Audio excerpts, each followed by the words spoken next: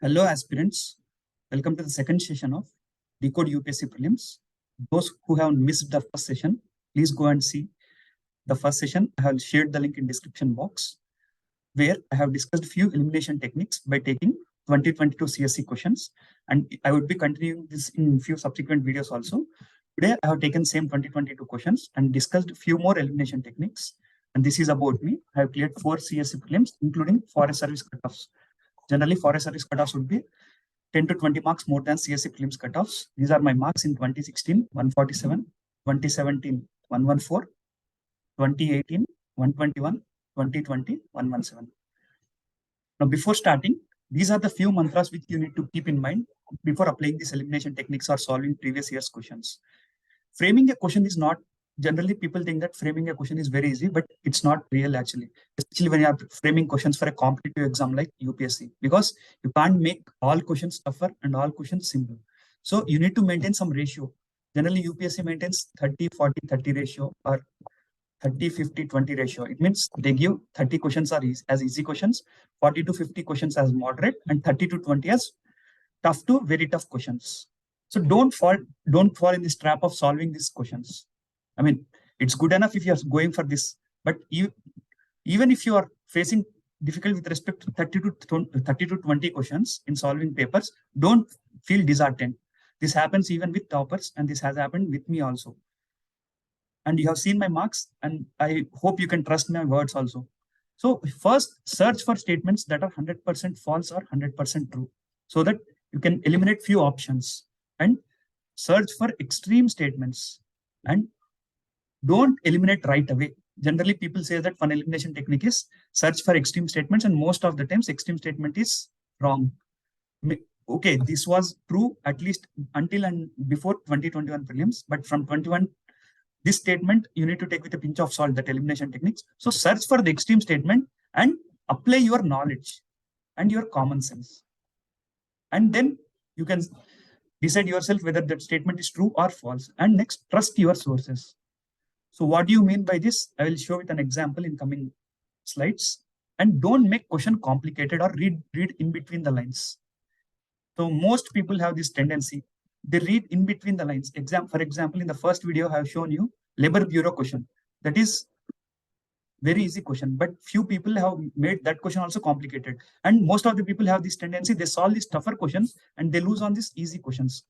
Why? One reason is they make the question complicated or options complicated, and they read in between the lines, which is not there, which is not mentioned in the either in UPSC syllabus or UPSC sources.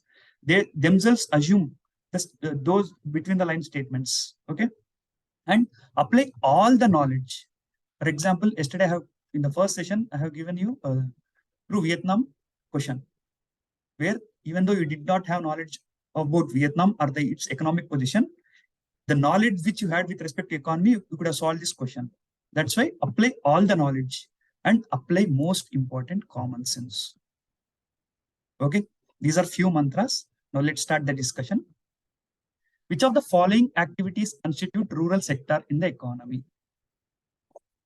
Okay, I know nothing about real sector, but yesterday I have given you one technique called as mutually inclusive or mutually exclusive. This question can be solved using this technique. See first statement, second statement. Farmers harvesting their crops. Okay. Textile mills converting the raw cotton into fabrics. So it means they are producing something, or something it's related to production process. And see third and fourth statement. A commercial bank lending money to a trading company, a corporate body issuing rupee denominated bond overseas. So these two are related to rising of money. So statement 1 and statement 2, they go together, mutually inclusive statements. Because of this, they are based on some logic. What is the logic here? Because the output here is production, whereas statement 3 and statement 4, it is about rising of money, finances. So either statement 1, statement 2 should go together, or statement 3 and statement 4 should go together. Now let's see statement 1 and statement 2, here they are going together.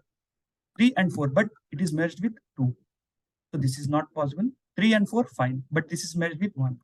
So in general, mutually exclusive and inclusive statements, only one pair will go together, not two pairs. Okay. So based on that, answer is 1 and 2. So see here, even though you have no knowledge about real sector of the economy, just by using this technique, you could have solved this question. Next question. Which one of the following statements about Sangam literature in ancient South India is correct? Now, as I said, first he's asking about correct statement.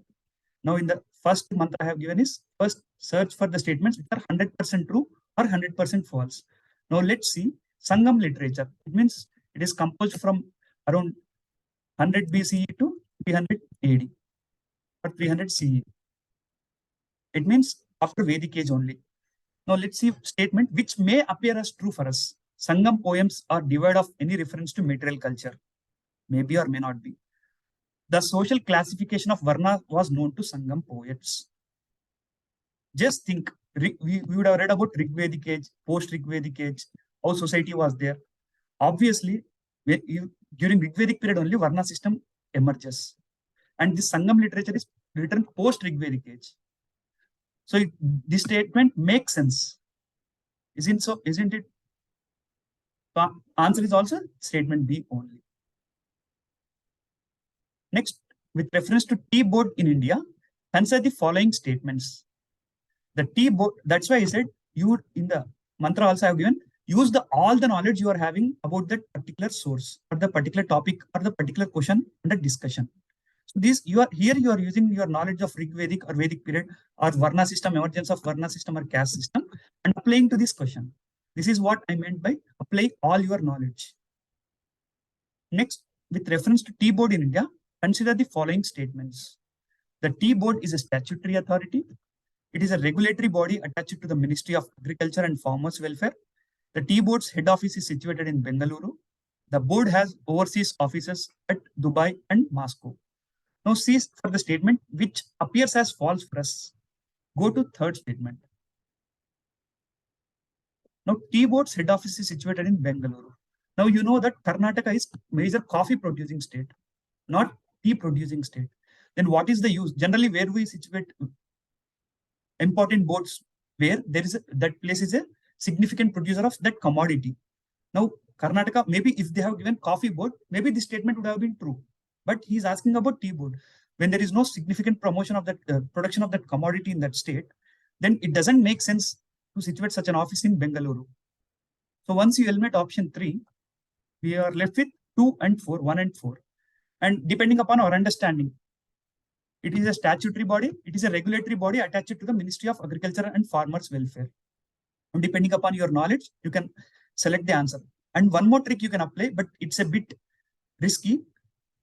On one hand, it is saying as a statutory body. On the other hand, it is saying as an attached to the Ministry of Agriculture and Farmers Welfare. So statutory bodies, generally, they have significant amount of autonomy, whereas attached, generally, there is a bit of interference. So, however, some bodies can be both statutory and attached. Now, depending upon your understanding of the topic about statutory bodies and tea boards, or whether you have read about the statement, you can choose answer accordingly, either 2 and 4 or 1 and 4. Next, answer the following statements. He's asking about nanoparticles. Now, again, check for those statements which may appear as false for us. Other than those made by humans, nanoparticles do not exist in nature. Again, this is an extreme statement. And also, nanoparticles means generally they are nano in size, very minute in size. When a human being can produce it, why doesn't such a minute size particles occur in nature? It goes against common sense, right? And it is an extreme statement. Extreme statement, and also it's not making sense. And also you are using your knowledge about production of materials. So once you eliminate option 1, this is gone, this is gone. You are left with 3 and 2 and 3. And see second statement. Nanoparts, it means third statement is 100% true. And second statement is nanoparticles of some metallic oxides are used in the manufacture of some cosmetics. Nanoparticles and their usage in cosmetics might be a possibility or might not be. So again, depending upon your understanding, you can keep 3 or 2 and 3 only. Here answer is 2 and 3. And given the advancements in sciences we are making, This may seem possibility for us. Next, with reference to UN Credentials Committee, consider the following statements.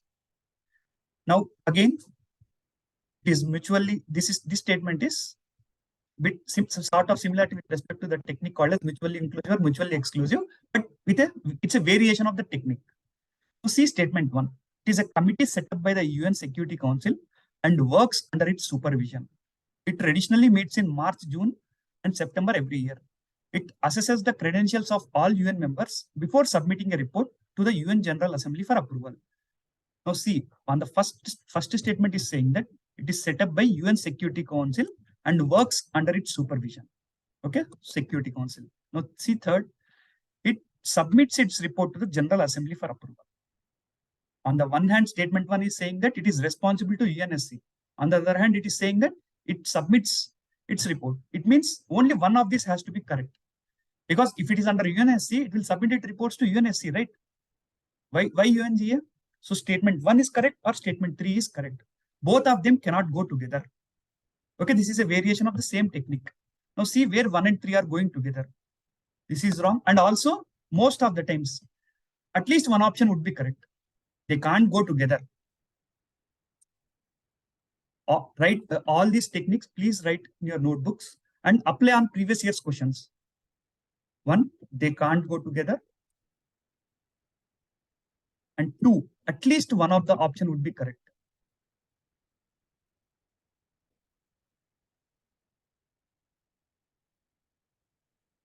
So 1 and 3, they can't go together. And either this is possibility or this is a possibility or this is a possibility. 1 and 2. So this is one way of, though we are left, we could eliminate only one option here, but this is in some questions, UPSC helps us to find out the correct answer. So this is one other important technique. Please write it down in your notebooks. Okay, this is about next. Moving on to next question.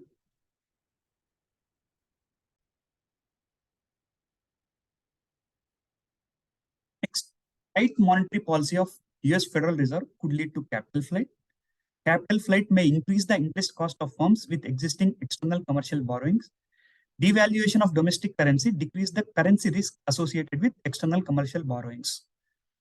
Now, this question may seem tricky for some those who find economy difficult. Now, the question is dependent on this term external commercial borrowings. Some may know them or some may not, but generally it is found in all basic books. We know that external commercial borrowings is nothing but a country A entity borrowing from country B.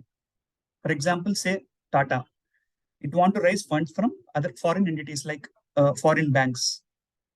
That is not located in national jurisdiction. This is what we mean by external commercial borrowings. Most of us know this external commercial borrowings. Now see the statement where that would be 100% false. Now come to third statement. Devaluation of domestic currency decreases the currency risk associated with external commercial borrowings.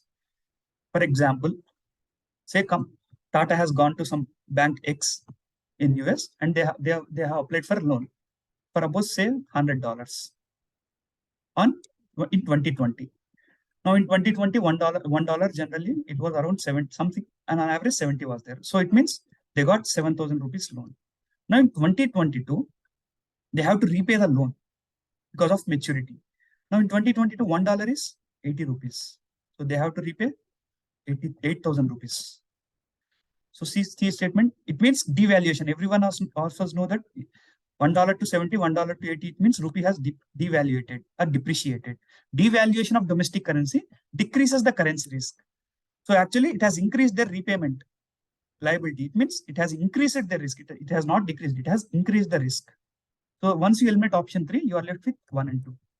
So even though if you have no knowledge about external commercial borrowings, just by listening that external commercial borrowings, you are borrowing from some external sources.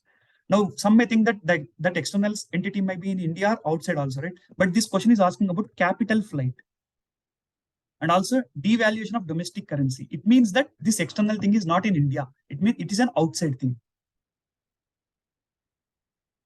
Next question. Pursuant to the report of HN Sanyal Committee, Contempts of Court Act, question is about Contempts of Court Act 1971. Now, remember in the one mantra I have said that trust your sources. Based on that elimination technique, you can solve this question. Now, all of us would read Lakshmikant, right? And generally, it is very comprehensive with respect to UPSC preparation, at least for prelims. Now, come to third statement. The Constitution of India defines civil contempt and criminal contempt. Again, I am saying this technique is a bit tricky one. Apply with a little bit of caution. But in previous year's questions, when I applied this technique, it was working for me. So please check for yourself. In 2020 also, there is one question by using this technique only. Even in this year also, there is another question. I will show you that question also. But apply this technique with a bit of caution. Now, coming back to the statement 3, the Constitution of India defines civil contempt and criminal contempt. Now, go back to our Lakshmikant. See anywhere whether it is mentioned, most of the questions, most of the topics where if the Constitution has defined the term, he has mentioned, for example, Anglo-Indian, he said that it is mentioned. Now, if the Constitution has defined this civil contempt and criminal contempt, you would have found in Lakshmikant. Again, okay? Since I have read Lakshmikant many number of times, and since I did not find in Lakshmikant, I would eliminate this option. Because I'm trusting my source. And this is generally, this is a standard source. And those who can apply, so once you eliminate option 3, this statement goes, and 1 and 2 are 100% correct. And fourth statement, in India, Parliament is vested power with to make laws on contempt of court. Obviously, Parliament is the lawmaking body. If Parliament does not make it, who will make it? So 1, 2, and 4. On the one hand, he himself said that there is separate act, Contempt of Court Act 1971. It means someone should have made that law. And who will make that law? Parliament, obviously. So again, though I'm saying that use this technique with a bit of caution, and you only those who has completed their sources are trusting their sources, only they can use this statement. Okay. Next question. Attorney General of India and the Solicitor General of India are the only officers of the government who are allowed to participate in the meetings of Parliament of India.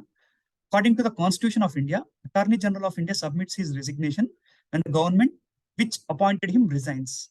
Now again, same technique I'm using here. See the second statement. According to the Constitution of India, it means it is mentioned in Constitution that Attorney General will resign when the government in the rule resigns. Again, nowhere I have seen this statement in Lakshmikant. In the Attorney General topic, if it was there, he would have mentioned.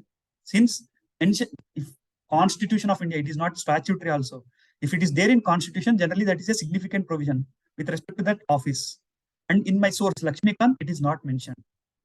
Again, trusting your source and also importance of framing the importance of that Constitution of India. So once you eliminate option 2, 2 options are gone. 2 only is gone, and neither 1 nor 2 is gone. Now, first statement, Attorney General of India and Solicitor General of India are the only officers. Again, this is an extreme statement. They are the only officers who are allowed to participate in the meetings of Parliament of India. Again, there are many other officers. Even you would have read about parliamentary committees, right? Where these parliamentary committees, they take the help of certain experts. So statement 1 is also wrong. So answer is, sorry, both 1 and 2 are wrong. Answer is neither 1 and not 2. Once you eliminate option 2, 2 is gone, both 1 and 2 are gone. And by applying this technique, which I have said, neither 1, answer is neither 1, not. Next, with reference to polyethylene tetraphthalate, the use of which is so widespread in our daily lives, consider the following statements. Now, most of us would have heard about the term incineration in all Shankar IAS or PMFIS, whichever environment book you have read. This term is mentioned. So incineration is nothing but you are just nakedly burning some article. So obviously, once you are burning them, it will lead to greenhouse gases, right? So this statement is wrong. Particles made of it can be easily disposed by incineration without causing GHG emissions. So 4 is gone, means you are left with option A and option D, 1 and 3 and 2 and 3. And let's see third statement. Bottles made of it can be recycled into other products. Plastic bottles which we use, those are PET bottles. So answer is 1 and 3. Third statement is correct. And first statement is also, it makes sense. Its fibers can be blended with wool and cotton fibers to reinforce their properties. And see second statement also, he has left one clue for us. It can be used to store any alcoholic beverage. Seriously, any alcoholic beverage. That is an extreme statement. And if it was really true, then we would have found many of the alcoholic beverages in plastic bottles, right? So second statement, using that your common sense, second statement goes, and we are left with 1 and 3. So these are few techniques I have discussed with respect to 2022 question. So yesterday we have discussed 6 questions and today 9 questions. So almost around 15 questions. It means 15 to the 30 marks. And in 2021, though we don't know 2022 cutoff, in 2021, it was around 85 marks cutoff of 85 marks. It means if you have solved 42 to 43 questions correctly, you could have easily cleared. Now here we are solving 15 questions. Now for suppose, let's expect that in 2022 prelims also cutoff was around 85 to 86. It means around 35 to 40% of your marks required cutoff you can solve just by applying these techniques. And there are few more techniques also within 2022 paper, which actually I did not share because they are a little bit of tricky. And those who are first timers, it is a bit of challenging for them to apply those techniques. That's why I did not share. And in coming videos, I would be taking 20 questions also and sharing and applying these techniques. So if you find this video helpful, please share it among your friends. Thank you.